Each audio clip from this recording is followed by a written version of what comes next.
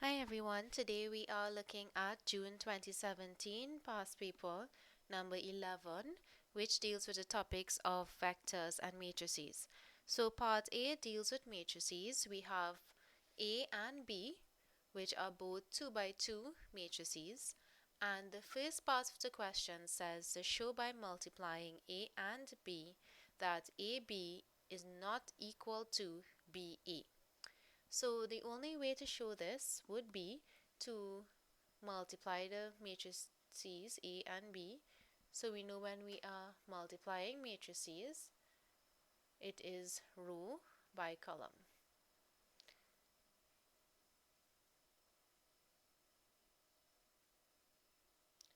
Right, so row by column means that this first row, which is 3, 2, is being multiplied by this first column, which is 4, 3.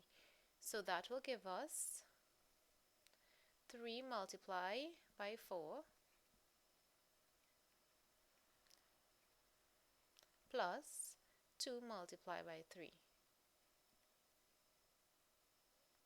Alright, so that gives us our first element here, 3 multiplied by 4 plus 2 multiplied by 3.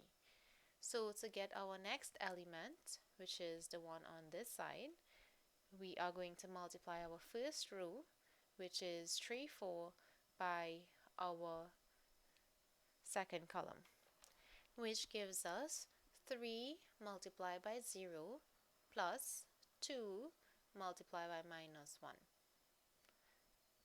So for our next element, we are multiplying our second row in the first matrix by the first column in the other one. So this will give 5 multiplied by 4 plus 4 multiplied by 3. And then our last element, we are going to multiply the second row by the second column. So that gives us 5 multiplied by 0 plus 4 multiplied by minus 1. And from this point, we simplify each of these. So in our first element, here we would have 3 multiplied by 4, which is 12. In the second bracket, we have 2 multiplied by 3, which is 6. In the other element, we have 3 multiplied by 0, which is 0, plus 2 multiplied by minus 1, which is minus 2. Then in our next bracket, we have 5 multiplied by 4, which is 20, plus 4 multiplied by 3, which is 12. So for that element, you'll have 20 plus 12. And then for our last one, we have 5 multiplied by 0, which is 0, plus 4 multiplied by minus 1, which is minus 4. So we have 0 plus minus 4. And then just simplifying this one step further, we will get our final answer.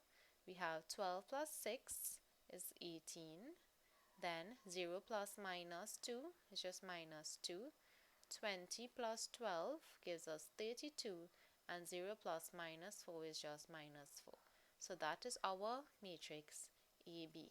Now to show that AB is not equal to BA, then we need to work out what is the matrix of BA and then determine whether they would be equal or not. So to determine the matrix BA, we write down the matrices B and A and we multiply them just as we did before for the matrices A by B, which again the procedure would be the row in the first matrix is being multiplied by the column in the second matrix. So that will be this row 4, 0 being multiplied by this column 3, 5. So for that element we would have 4 multiplied by 3 plus 0 multiplied by 5. Then for the other element it would be the first row of this matrix multiplied by the second column of the other one, which gives us 4 multiplied by 2 add 0 multiplied by 4. And then for our next element, we are multiplying the second row 3 minus 1 by the first column 3, 5. which gives us 3 multiplied by 3 plus minus 1 multiplied by 5. And then to get our last element, it's the second row in the first matrix multiplied by the second column. So that would give us 3 multiplied by 2 plus minus 1 multiplied by 4. Now we are just going to simplify each of these brackets. So 4 multiplied by 3 gives us 12. This part of it would be 12. This part of it, 0 multiplied by 5 would be 0. On this side, we have 4 multiplied by 2, which is 8, plus 0 multiplied by 4 is just 0. 3 multiplied by 3 gives us 9, and minus 1 by 5 is minus 5. 3 multiplied by 2 is 6, and minus 1 multiplied by 4 gives us minus 4. So just simplifying those values, for our first element you'll have 12 plus 0, which is just 12. Then 8 plus 0 gives us 8. 9 minus 5 is 4, and 6 minus 4 is 2. Now if we compare to the answer we got for the first one, we can see that clearly our two answers are not the same. So we can say therefore AB is not equal to BE. So part 2, find A inverse.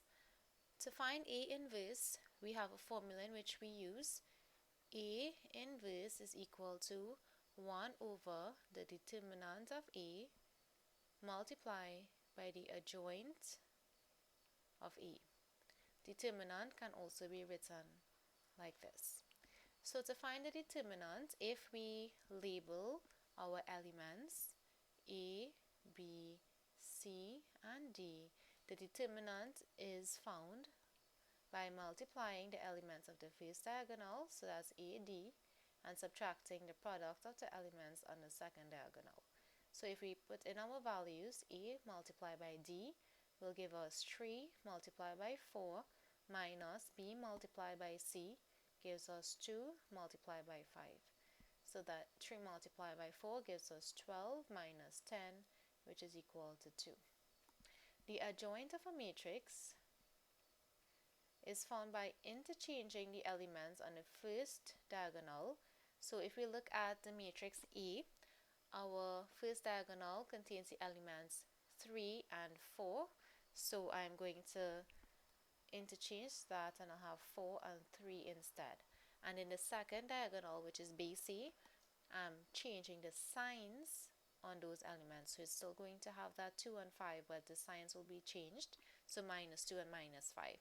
And if you require a general form of remembering what adjoint is, instead we will have D and A. So we interchange the first diagonal and we change the signs of the elements in the second diagonal. So now we are going to put this back into our formula. So we have 1 over the determinant of A, which is 2, multiplied by the adjoint. So that would be 4 minus 2 minus 5 and 3. And at this point, we just multiply the half by each element inside of the matrix. So a half multiplied by 4 gives us 2. A half multiplied by minus 2 is going to give us minus 1. A half multiplied by minus 5 will give us minus 5 over 2, or minus 2 and a half. And then a half multiplied by 3 will give us 3 over 2, or 1 and a half. And that's your answer for A inverse. So part 3 of the question says, write down the 2 by 2 matrix representing the matrix product A inverse. Now this question is just worth 1 mark, so we don't need to show any sort of working for this, but it is expected that you would know that A multiplied by A inverse, or any matrix multiplied by its inverse, gives the identity matrix.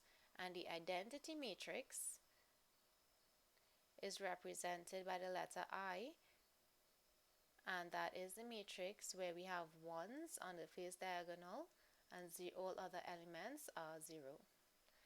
So this is your final answer for this part. As I said, it's just 1 mark, but just in case we were required to prove this, then we can go ahead and show how this will give us our identity matrix. So the matrix A is 3, 2, 5, 4 from the question that was given. Then A inverse is the answer that we got from the previous part. And to show that these two is equal to the identity matrix I, we just multiply them. Now this was our final answer for A inverse. If we multiply these two matrices, we will get our identity matrix. Or sometimes in multiplying, we can use this form from A inverse, which is the second to last line, and then after we multiply the two matrices, we multiply the half by the answer, you will still get this value. So looking at part B of our question, we are given a pair of simultaneous equations, and it says to write the following as a matrix equation. So to get this as a matrix equation, we look at the numbers in front of the x's and the y's, or the coefficients of x and y. So we have the 3, 5, the 2, and the 4.